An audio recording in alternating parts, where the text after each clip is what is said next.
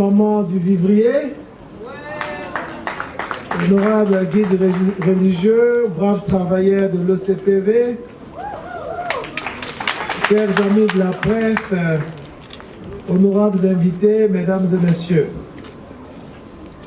C'est un immense plaisir pour moi d'être ici aujourd'hui à Abobo, au siège de l'OCPV, pour cette cérémonie de remise des véhicules aux agents de l'OCPV dans le cadre du PUGA Covid-19, l'un des programmes initiés en 2020 par l'État de Côte d'Ivoire pour lutter contre les effets néfastes de la Covid-19.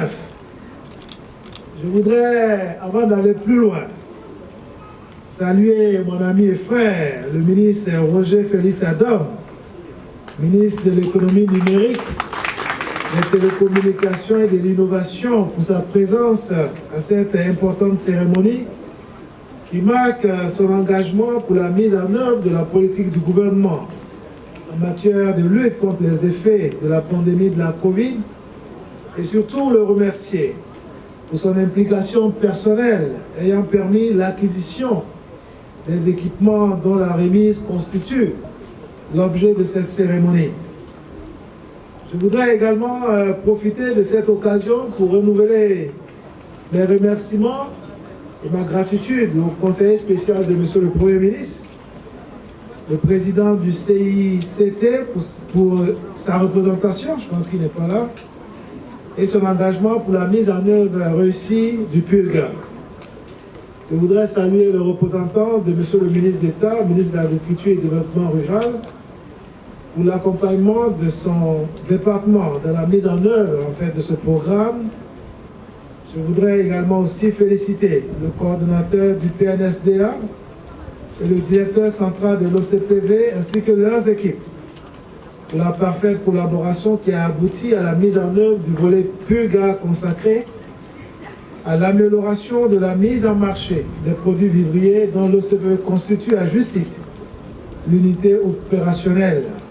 Monsieur le ministre, honorables invités, mesdames et messieurs, cette cérémonie de remise officielle des véhicules à l'OCPV m'offre l'opportunité de réaffirmer l'attachement du président de la République, son Excellence Alassane Ouattara, au développement économique de la Côte d'Ivoire par la réalisation de projets destinés à améliorer le système d'approvisionnement des marchés en produits vivriers pour le bénéfice et la protection des consommateurs.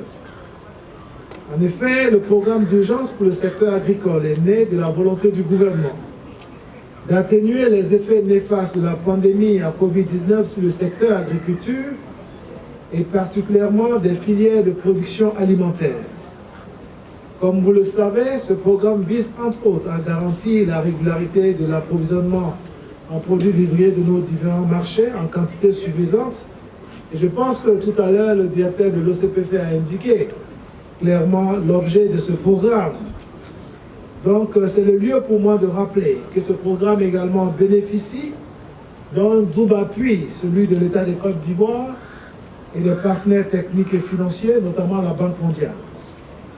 Le projet de mise à marché des produits vivriers a bénéficié au cours de la première année de sa mise en œuvre d'un financement de 2,750 milliards de francs CFA répartis entre l'État de Côte d'Ivoire, dont l'appui s'élève à 1,520 milliard et la Banque mondiale pour 1,2 milliard. On vient également de rappeler que le financement de l'État à ce projet a permis de faire des appuis directs aux acteurs de la chaîne de commercialisation du vivrier d'un montant de 709 750 000, dont 446 750 000 à l'endroit de 32 fêtières et 133 coopératives et 263 millions pour 62 marchés, y compris le marché de gros de Boaké. Par ailleurs, les dossiers en cours de traitement pour l'équipement en matériel logistique, de distribution, de conditionnement et de transport de 18 fêtières et 177 coopératives pour un montant de 213 500 000 francs CFA. Honorables invités, mesdames et messieurs, Concernant les appuis de la Banque mondiale, ils portent sur l'amélioration du système des mises à marché du vivrier à travers le PNSDA et consistent en des renforcements de capacités, en équipement, matériel roulant, formation des ressources humaines, en vue de la collecte, du traitement et de la diffusion des informations sur les marchés, notamment la disponibilité des prix et des produits sur toute l'étendue du territoire au bénéfice des opérateurs économiques. Donc, la cérémonie de ce jour, qui a consisté de façon concrète en la remise de matériel roulant à l'OCPV, notamment de 17 véhicules de type 4x4 et SUV et de 50 motos pour les antennes régionales, les départements et les enquêteurs sur le terrain. C'est le lieu, encore une fois, de renouveler tous nos remerciements à la Banque mondiale. Le matériel informatique déjà fourni à l'OCPV, dont 9 ordinateurs de bureau, 5 ordinateurs portables et 8 imprimantes. D'autres appuis sont entendus du PNSDA, et je pense que le directeur de l'OCPV l'a rappelé lors de son allocution.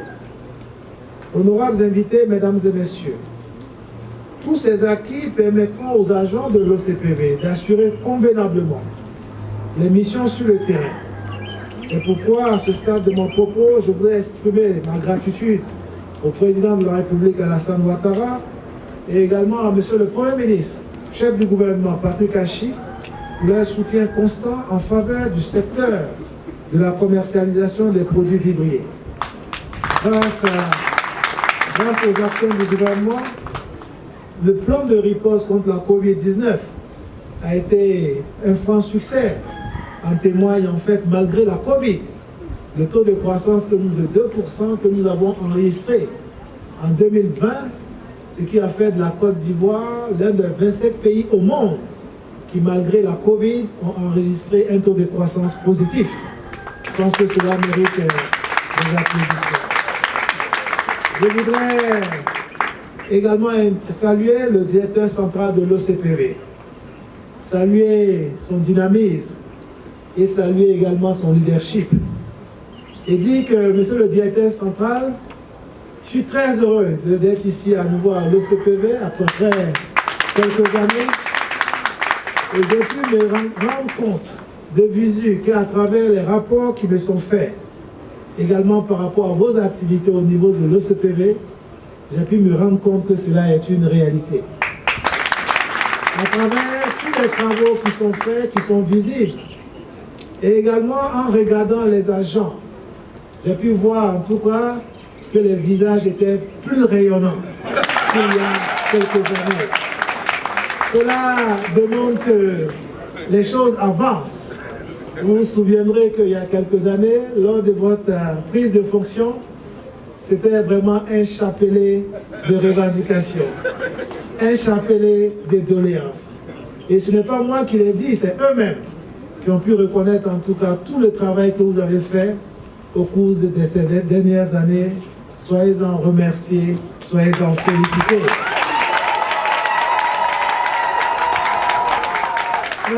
Monsieur le directeur central, il faut maintenir le cap, parce que le meilleur reste à venir.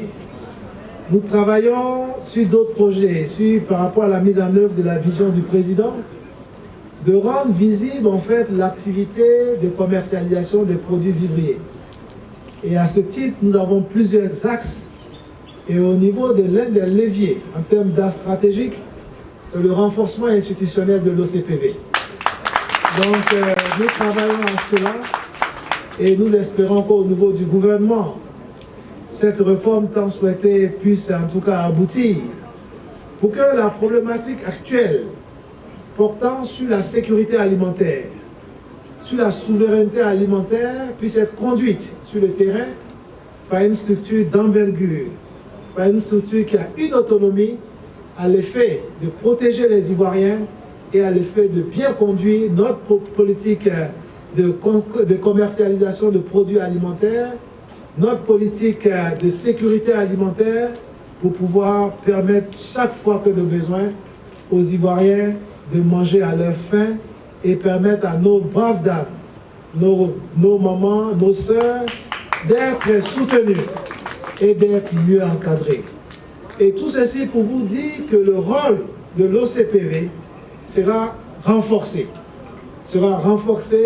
sera plus visible pour que nous puissions réussir en tout cas ce défi. Parce qu'aujourd'hui, l'un des défis dans le monde, c'est vraiment celui de garantir la sécurité alimentaire aux populations. Et tout ceci pour vous dire que nous y travaillons.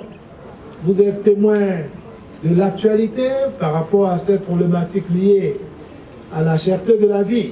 Et aujourd'hui même, en Conseil des ministres, des mesures ont été officialisées concernant les actions prises par le gouvernement à l'effet de protéger le pouvoir d'achat des consommateurs. Et dans la mise en œuvre de ces mesures, l'OCPV, les femmes du vivrier ont un rôle important. Parce que c'est elles qui vont nous aider à baisser la pression, à continuer d'approvisionner les marchés, à ce que les prix également soient abordables pour les Ivoiriens, pour que chacun puisse se nourrir selon ses moyens, chacun puisse avoir les produits de grande consommation pour sa famille, pour que la paix et la cohésion continuent en Côte d'Ivoire. Et donc, je voudrais saluer, et ça, je vous en félicite, la présence massive de nos braves dames du vivrier qui sont venues ici pour apporter leur soutien à l'OCPV, parce que l'OCPV, c'est leur maison. Et l'OCPV, c'est leur maison. L'OCPV, c'est leur outil. Parce que tout ce qu'elles demandent, c'est d'avoir un OCPV qui soit fort pour pouvoir mieux les protéger, pour que leurs activités soient professionnalisées.